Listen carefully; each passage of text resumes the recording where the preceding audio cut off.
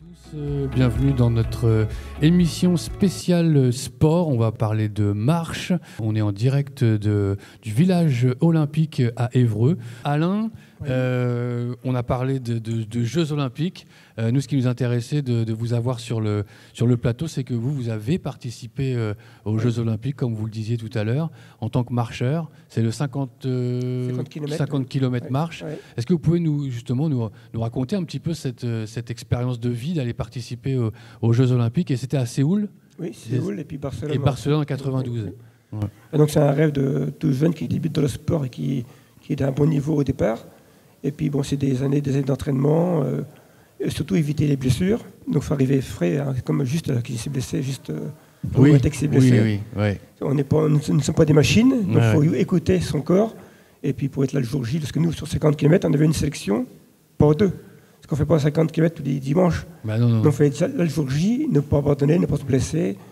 Et puis c'est beaucoup de kilomètres. Moi je faisais 700-800 km par mois, tout en travaillant. Je bossais à plein temps, de 6 jours par semaine, parce que j'étais facteur. Oui, vous étiez le facteur Ouais. ici. Hein, Donc je terminais ma tournée vers 13h et je partais faire mes entraînements après. Et puis la sélection en France, on était 4-5 du niveau européen, mondial même. Et donc il n'y avait que 3 places seulement. Donc il fallait être quatrième, même si on faisait minima à quatrième, on allait pour au jeu. Donc puis bon, j'ai réussi mes 2 sélections impeccables, quoi. Alors, comment on se prépare vraiment pour se dire là, je vais aller aux Jeux olympiques? Moi j'ai commencé donc à l'âge de 13 ans et j'étais déjà second français à l'époque. Ouais. Et puis après 14 ans, j'étais vice-champion de France. Et de 15 ans à 20 ans, j'étais champion de France. J'ai vaincu en France. Ce qui fait que dès le départ, j'ai fait les Europes juniors en 75 à Athènes. Et là, j'étais déjà présélectionné pour les Jeux de Moscou. Bon, j'étais trop jeune, de junior à senior en double distance, 10 et 20 km. Donc le temps que mon connaît sur la CB2, je n'ai pas fait mes minima. Ouais. J'ai loupé également pour Los Angeles. Et puis Séoul, 31 ans, c'est l'âge. Pour une longue distance comme 50 km, c'est le bon âge, quoi.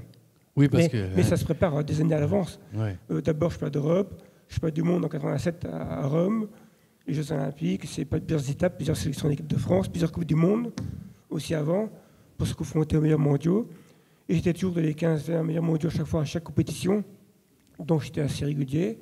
Et puis il fallait réussir les minima. Il y avait des minima imposés par la Fédération internationale et des minima français qui étaient plus relevés. Il fallait réussir les minima, quoi. À un moment, est-ce que alors c'est peut-être pas facile au niveau de la marche, mais est-ce que vous n'avez pas essayé de devenir professionnel aussi, d'arriver à vivre de ce sport? Ce n'est pas un sport médiatique, donc je ne gagnais pas un centime en marchant. Donc j'avais intérêt à avoir un travail à côté. Ceux qui font du sprint, du marathon, ils ne peuvent vivre que de ça. Ouais. À chaque course, c'est le jackpot qui tombe. Mais nous, en marche, on n'était pas médiatique. Ouais. Et je n'avais même pas réussi à avoir de sponsors, à sponsoriser. Je vais demander à des magasins de sport. J'ai été voir Adidas pour les sponsoriser. On m'avait posé la question, est-ce que tu passes souvent à la télévision? J'ai dit non, la marche, c'est pas médiatique. À nous, ça ne rapporte rien.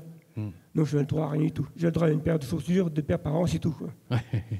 Donc vivre de ça, c'était pas possible. Non, c'est pas évident. Finalement, oui, c'est sûr qu'il vaut mieux continuer Non. à avoir un boulot. Et j'aurais pu être payé par la poste, détaché, mais je perdais ma tournée. Et donc, comme j'adorais également mon métier, je ne voulais pas perdre ma tournée. Ouais. Donc, La marche, c'est très technique. oui. Comment on arrive à jauger en fait son pas?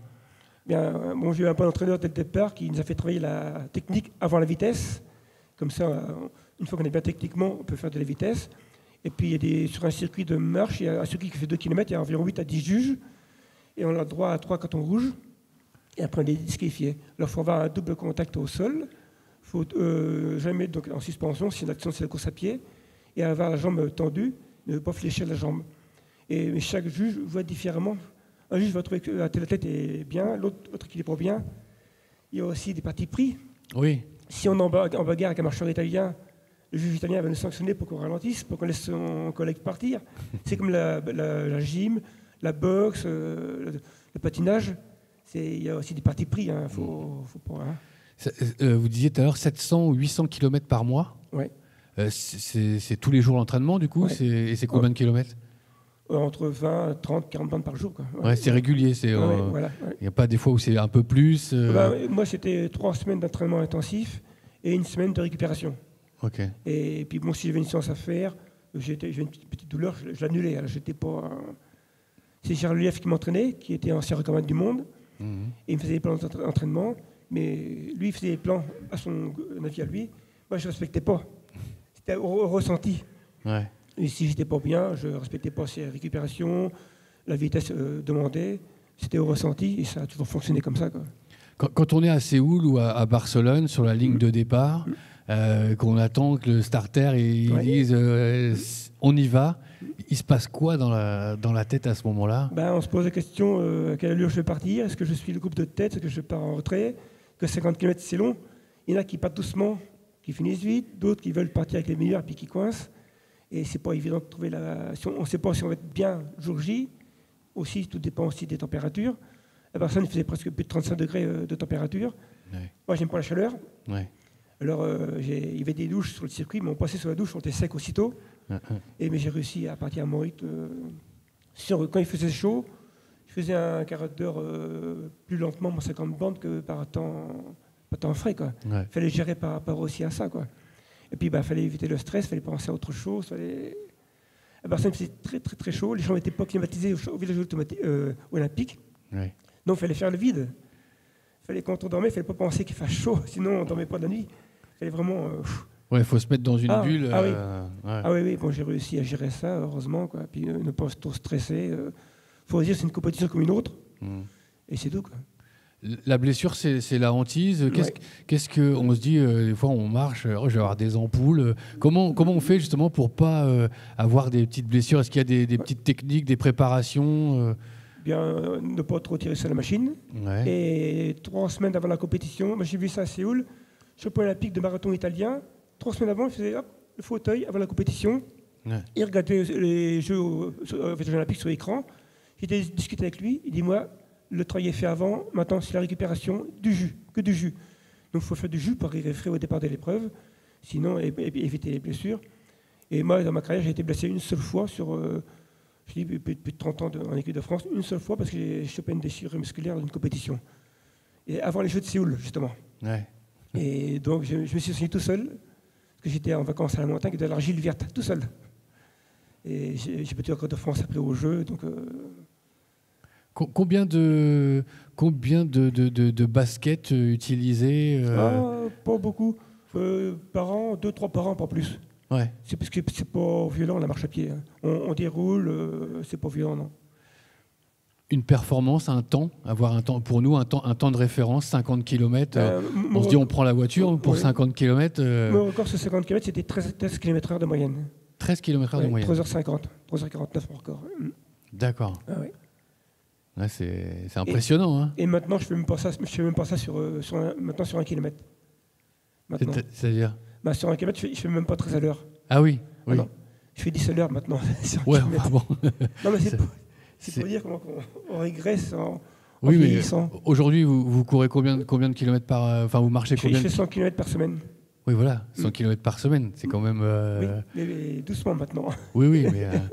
Et tout à l'heure, vous disiez que vous faisiez un peu plus de trail maintenant. Vous avez aussi un peu lâché la marche et vous faisiez un peu de trail. Oui, c'est le côté compétiteur que j'ai. J'aimais faire des compétitions, mais ne plus avoir l'objectif chrono et classement. Uniquement participer avec des copains, mettre à dossard et retrouver les copains le dimanche, tout ça. Puis, l'esprit, et le trail, c'est super sympa. C'est dans la nature, on court, on marche souvent le dénivelé. C'est super sympa. L'esprit course à pied, on en parlait tout à l'heure. Il y a vraiment quelque chose de l'ordre de la dépendance. Hein, voilà. Puis le sport de haut niveau, on est dépendant. Et puis nous, le sport, la marche, le trail, c'est familial. Il n'y a pas d'esprit compétitif, on est tous des copains. C'est super sympa. C'est reposant aussi quelque part, finalement, de ne pas être dans une concentration pour une compétition. Non, on s'encourage. S'il y a un trop fort dénivelé, je me retourne, je demande au copain qui est derrière s'il monte bien. Je m'écarte pour qu'il passe devant. C'est super sympa. On se repasse le ravitaillement, si on a oublié, on se repasse. Entre le ravitaillement, c'est... Oui, il y a un bon esprit. Bon esprit. C'est vrai. Okay. Merci Alain de ce témoignage.